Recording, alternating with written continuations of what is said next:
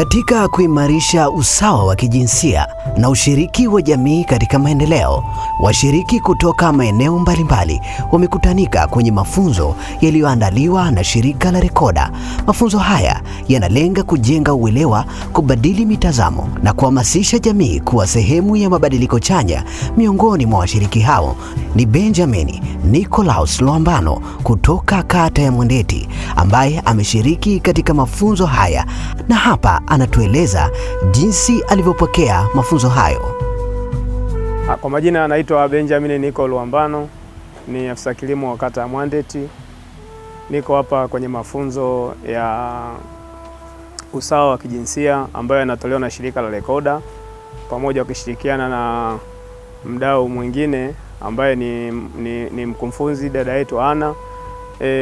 Tumepokea mafunzo ambayo yana msingi mkubwa sana katika jamii yetu, kwa maana utetezi wa wanawake, lakini usawa wa kijinsia, lakini vile vile pamoja na mambo mbalimbali ya kuzingatia sheria za ardhi, haki za wanawake katika umiliki wa ardhi, lakini na mambo mengine mbalimbali ambayo yanaenda kutengeneza usawa ambao ule usawa utaleta haki. Na tunapofikia mwisho tunasema sauti za washiriki zinaonyesha kuwa elimu ya usawa wa kijinsia si ya darasani pekee, bali ni chachu ya mabadiliko katika familia na jamii kwa ujumla.